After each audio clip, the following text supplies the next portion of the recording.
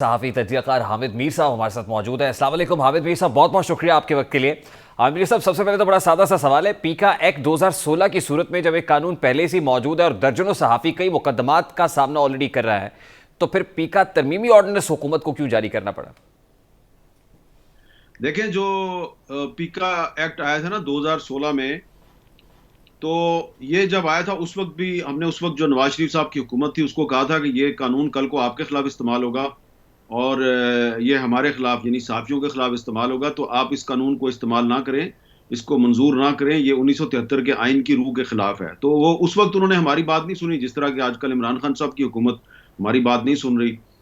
फिर जब इमरान खान साहब की हुकूमत आ गई तो अब तक तकरीबन 50 से ज़्यादा सहाफ़ियों के खिलाफ एफआईए का साइबर क्राइम विंग जो है वो पीका कानून के तहत उनको बुला चुका है, उनके खिलाफ कार्रवाई कर चुका है, मुकदमे दर्ज कर चुका है। लेकिन उसमें हुआ ये कि जो अदालतें हैं उन्होंने एफआईए के इन इकदामात की हौसला शिकनी की, और ख़ासतौर पर जो इस्लामाबाद हाई कोर्ट है उसने एफआईए का जो साइबर क्राइम विंग है उसको असद तूर केस में बाकायदा तौर पे कहा था कि आप उस वक्त तक किसी को गिरफ्तार नहीं कर सकते जब तक के पीका कानून के तहत आप उसके खिलाफ इंक्वायरी मुकम्मल ना कर लें, और इंक्वायरी के लिए आप उसको अपने पास बुलाएंगे, उसके घर छापा मार के गिरफ्तार नहीं करेंगे। तो इस वजह से जो पीका कानून के तहत वो जो जोर जबरदस्ती करना चाह रहे थे, विक्टिमाइजेशन करना चाह रहे थे, वो हो नहीं रही थी। लिहाजा अब उन्होंने फैसला किया कि इस कानून में कुछ तरामीम करें, इसको पहले से ज़्यादा सख्त बनाए और इसको ऑर्डिनेंस के जरिए लेके आते हैं। तो देखिए, उन्होंने बाईपास किया है। नवाज शरीफ साहब की हुकूमत ने गलत काम किया था, लेकिन उन्होंने ये गलत काम जो है ये पार्लियामेंट से मंजूर करवाया था। लेकिन जो इमरान खान साहब की हुकूमत है उसको पता है कि पार्लियामेंट में वो कानून लेके आएंगे तो मतलूबा हमायत उनको हासिल नहीं होगी, लिहाजा उन्होंने ऑर्डिनेंस की सूरत में इसको जारी कर दिया है। और ये एक्सटेंशन है जो नवाज शरीफ साहब के दौर का जो पीका कानून है, ये उसी की मजीद एक्सटेंशन है।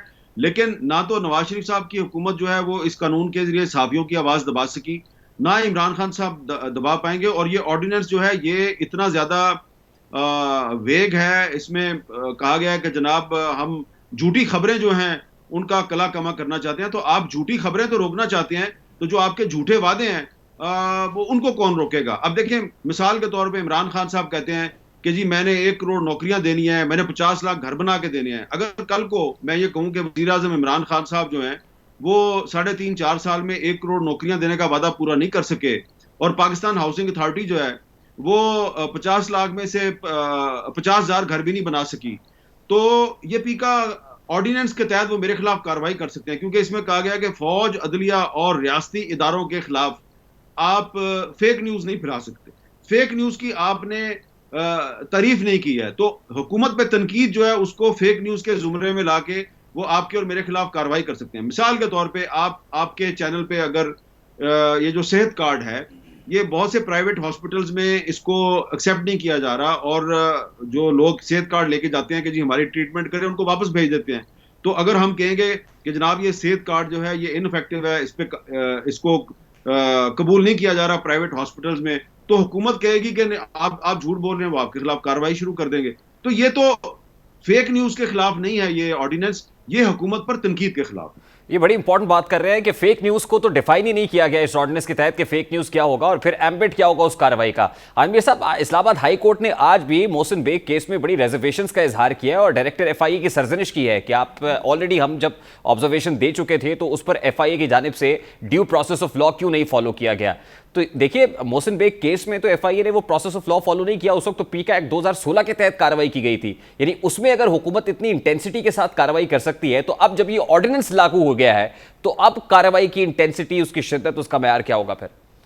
देखें, अभी भी जो हुकूमत है वो इस एफआईए का जो साइबर क्राइम विंग है उसको सहाफियों की आवाज दबाने के लिए एक टूल के तौर पे इस्तेमाल कर रही है। ये जो आज एफआईए के साइबर क्राइम विंग के जो सरबरा इस्लामाबाद हाई कोर्ट में पेश हुए थे, बाबर बख्त कुरैशी साहब, इनको कुछ अर्सा पहले कौमी असम्बली की स्टैंडिंग कमेटी फॉर इंफॉर्मेशन के इजलास में बुलाया गया, और वहां पर हुकूमत और अपोजिशन के जो अरकान कौमी असम्बली थे उन्होंने कहा कि जो एफआईए का साइबर क्राइम विंग है ये ना सिर्फ ये कि सही तरीके से काम नहीं कर रहा, बल्कि ये हमें थ्रेट करता है, क्योंकि कुछ जो कौमी असम्बली के मोअज़्ज़ज़ अरकान है उनको भी इनकी तरफ से मैसेजेस आए थे कि जी आपने फलां का मैसेज फॉरवर्ड किया है, तो आपके खिलाफ कार्रवाई हो सकती है।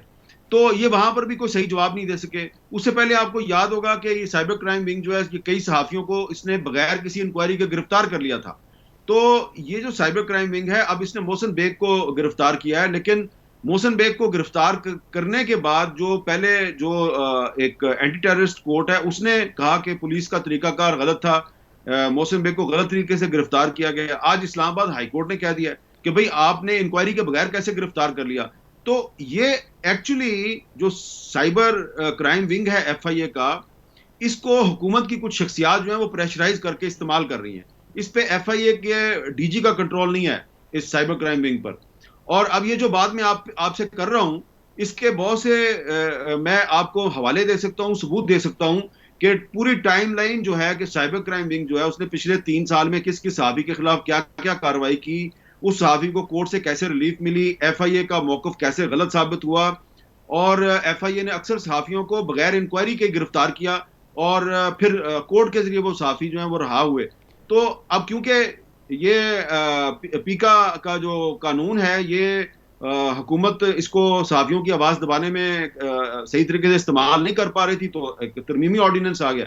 मोहसिन बेग साहब जो है, उनके खिलाफ अब साइबर क्राइम विंग जो है वो इतना एक्टिव नहीं है, और ये पीका एक्ट जो है वो उसके तहत कार्रवाई नहीं हो रही, ना ही ऑर्डिनेंस नया जो आया उसके तहत कार्रवाई हो रही है।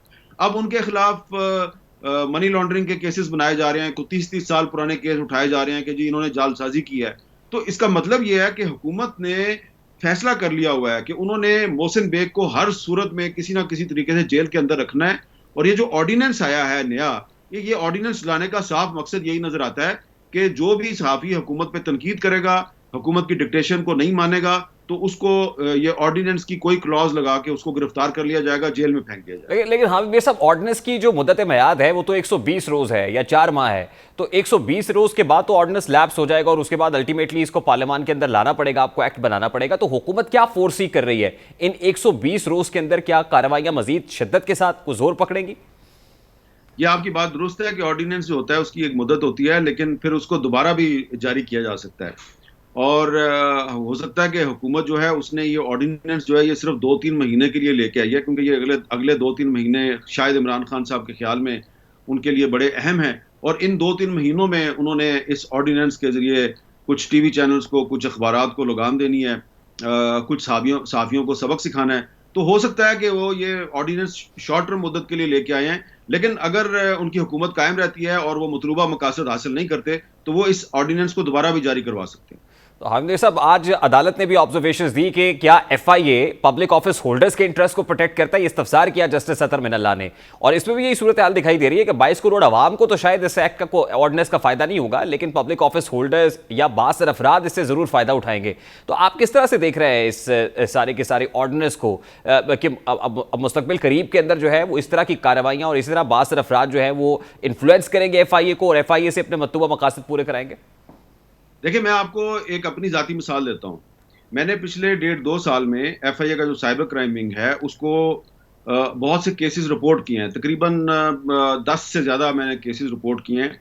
और एक केस ऐसा था कि जिसमें पंजाब के एक सूबाई वजीर जो हैं, उन्होंने मेरे वालिद मरहूम के खिलाफ एक प्रेस कॉन्फ्रेंस में झूठे इल्ज़ामात लगाए। उन्होंने इल्ज़ाम ये लगाया जी कि वारिस मीर साहब जो हैं वो बांग्लादेश गए और हसीना वाजिद से अवार्ड वसूल किया और पाकिस्तान के साथ गद्दारी की। अब मेरे वालिद साहब तो 1987 में फौत हो गए थे और हसीना वाजिद जो हैं वो अभी कुछ साल पहले वजीर आजम बनी है। तो अवार्ड जो है वो उनके बिहाफ पे तो मैंने जाके वसूल किया था और फयाजुल हसन चौहान को ये भी नहीं था पता। फिर उन्होंने पंजाब गवर्नमेंट का जो इंफॉर्मेशन डिपार्टमेंट है उसने उसको सोशल मीडिया पे शेयर किया और उसमें और भी उन्होंने बहुत से झूठे इल्जामात लगाए थे जो कि उन्होंने सोशल मीडिया पे शेयर भी किए। तो मैंने एफआईए के साइबर क्राइम विंग को तमाम सबूत दिए और मैंने कहा जी मेरे वालिद साहब तो 1987 में फौत हो गए थे और फयाजुल हसन चौहान 2021 में प्रेस कॉन्फ्रेंस करके उन पर झूठे इल्जाम लगा रहा है, तो ये साइबर क्राइम का जो कानून है उसके फलां शिक की उन्होंने खिलाफ वर्जी की है, इनके खिलाफ कार्रवाई करें। आज 1.5 साल हो गया है आज तक, और खुद मैं गया वकील के साथ एफआईए के साइबर क्राइम विंग में जाके मैंने वो दरखास्त जो है वो दी, शिकायत दर्ज करवाई, तमाम सबूत दिए, खुद जाके मैं जाती तौर पर गया। आज तक उस पर कोई कार्रवाई नहीं हुई, कोई इंक्वायरी नहीं हुई। और जो बाकी मैंने मुख्तलिफ जो हुकूमत के जो सोशल मीडिया पे जो ट्रोल्स हैं, जो धमकियां देते हैं, जो गालियां देते हैं, जो फेक न्यूज़ फैलाते हैं मेरे बारे में, और सहाफ़ियों के बारे में, उनकी मैंने रिपोर्ट की, कोई कार्रवाई नहीं हुई। इसी तरह मैं आपको बताऊं, कम से कम 5-6 जो हमारी फीमेल जर्नलिस्ट कुलीग्स हैं, ख़वातीन सहाफ़ी जिनकी किरदार कुशी की जाती है, उन्होंने शिकायत की साइबर क्राइम विंग को। किसी की शिकायत पे कोई कार्रवाई नहीं हुई। लेकिन मुराद सईद साहब जब एक दरख्वास्त सुबह 9 बजे देते हैं, तो 9:30 बजे तक छापा भी लग जाता है और मोहसिन बेग साहब गिरफ्तार भी हो जाते हैं। तो इसीलिए जो इस्लामाबाद हाई कोर्ट के चीफ जस्टिस की ऑब्जर्वेशन है, वो बिल्कुल मैं उसको दुरुस्त समझता हूं कि ये जो साइबर क्राइम विंग है और जो पीका का जो कानून है, उसके तहत सिर्फ जो अशराफिया है, जो अरबाब इख्तियार हैं, हुकूमत के लोग हैं, उनके पॉलिटिकल इंटरेस्ट को वॉच किया जा रहा है। आम आदमी के इंटरेस्ट को बिल्कुल वॉच नहीं किया जा रहा। अच्छा हामिद साहब, आइडियली तो दो नहीं एक पाकिस्तान का नारा था, लेकिन प्रैक्टिकली तो दो पाकिस्तानी दिखाई दे रहे हैं फिर एमिड दिस ऑर्डिनेंस प्रैक्टिकली। तो अभी ये फरमाइएगा कि माजी में भी इस तरह के जब जिस वक्त पीका एक्ट 2016 नाफिज हुआ या फिर आमरीत के अदवार की मिसालें दी जाती हैं, तो फिर क्या देखते हैं कि क्या इस तरह के कवानीन बैकफायर करते हैं और अल्टीमेटली नुकसान हुकूमत वक्त को ही होता है या हुकूमत फायदा उठाती है? फिर ये आपने एक बहुत अच्छा सवाल किया है और इसके जवाब में मैं आपको सिर्फ यही कहूंगा कि जब 2016 में मुस्लिम लीग नून की हुकूमत ये पीका एक्ट लेके आ रही थी, ये 2015 में जब पेश हुआ था, तो उस वक्त इमरान खान साहब जो हैं, उन्होंने मेरे से पूछा था कि आपकी इसके बारे में क्या राय है। मैंने कहा जी, this is a draconian law, this is a fascist law. 2015 में उन्होंने इसके खिलाफ बयान भी दिया था और कहा था कि ये मुस्लिम लीग नून फाशिस्ट टेंडेंसीज की तरफ जा रही है। फिर जब 2016 में ये कानून पास अभी नहीं हुआ था, तो हम उस वक्त की जो आईटी मिनिस्टर थी अनोशिया रहमान साहबा, उनके पास डेलीगेशन की सूरत में जा रहे थे। हम उनको समझाने की कोशिश कर रहे थे कि कल को ये कानून आपके खिलाफ इस्तेमाल होगा, हमारे खिलाफ इस्तेमाल होगा। उन्होंने कहा नहीं, ये आपके खिलाफ इस्तेमाल नहीं होगा। हमारी एक कुलीग हैं मीडिया मैटर्स फॉर डेमोक्रेसी की सदफ खान साहबा, उन्होंने जब वो काफी एक्सपर्ट हैं ये जो पीका कानून और ये जो साइबर क्राइम्स के हवाले से उन्होंने बड़ी रिसर्च की हुई है, उन्होंने जब उनको समझाया अनोशिया रहमान साहबा को कि देखें, ये आप इस बात को समझ नहीं रही हैं, ये कल को आपके खिलाफ इस्तेमाल होगा। तो उन्होंने कहा मुझे पता है आप फॉरेन एजेंडे पे काम कर रही हैं, आपको तो बाहर से डॉलर मिलते हैं। और फिर जब उनकी हुकूमत खत्म हुई, अब देखें आप अनोशिया रहमान आपको कहीं नजर आती हैं, कहीं पर वो आपको नजर आती हैं। और आज पंजाब असम्बली में मुस्लिम लीग नून की एक खातून एमपीए जो है, उन्होंने ये ऑर्डिनेंस जो है इसके खिलाफ उन्होंने करारदाद जमा करा दिया है। भाई पहले जो आपने जो 2016 में ये जो एक ड्रैकोनियन लॉ पार्लियामेंट से पास करवाया था, पहले उसकी तो मजम्मत करें, अपनी गलती का इतराफ तो करें। तो ये एक्सटेंशन है। देखें जब हमने उस वक्त उनको कहा कि ये आपके खिलाफ इस्तेमाल होगा, उन्होंने हमारी बात नहीं समझी और फिर ये कानून उनके खिलाफ भी इस्तेमाल हो रहा है, हमारे खिलाफ भी इस्तेमाल हो रहा है। आज मुझे मुस्लिम लीग नून के एमएनए हजरात कहते हैं, उनके जो मिनिस्टर थे पहले उस हुकूमत में, कहते हैं यार हामिद मीर साहब आप सही कहते थे। वो मेरे सामने एतराफ करने से कोई फायदा नहीं है। आप कौम के सामने एतराफ करें, गलती का एतराफ करें और माने कि आपसे गलती हुई थी और अब आपकी गलतियों का फायदा इमरान खान उठा रहे हैं। और आज मैं इमरान खान साहब को और उनके मिनिस्टर्स को भी वार्न करता हूं कि जिस तरह नून लीग की हुकूमत ने हमारी बात नहीं सुनी, आज आपकी पीटीआई की हुकूमत भी हमारी बात नहीं सुन रही। कल को ये कानून आपके खिलाफ भी इस्तेमाल होगा और कौन करेगा? जो भी नई हुकूमत में आएगा वो कल आपके खिलाफ भी ये कानून इस्तेमाल करेगा, क्योंकि आपने हमेशा के लिए तो हुकूमत में नहीं रहना, हमेशा के लिए तो कोई भी हुकूमत में नहीं रहता। तो हम तो आज भी, कल भी इस कानून की मुखालफत कर रहे थे, आज भी इस कानून की मुखालफत कर रहे हैं। और अगर कानून खत्म नहीं होता और हुकूमत बदल जाती है, तो ये कानून कल को इमरान खान के खिलाफ इस्तेमाल होगा।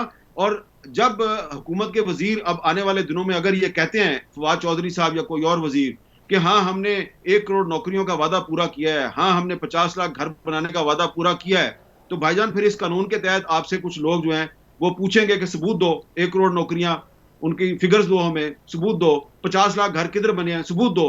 आप पर भी फेक न्यूज फैलाने का इल्जाम लगेगा। तो आप झूठी खबरें तो रोकना चाहते हैं, लेकिन अपने झूठे वादे जो हैं उनको रिपीट करना बंद नहीं करना चाहते आप। तो मेरा ख्याल है कि झूठी खबरें भी बंद होनी चाहिए और कौम के साथ झूठे वादे भी बंद होने चाहिए। बहुत बहुत शुक्रिया।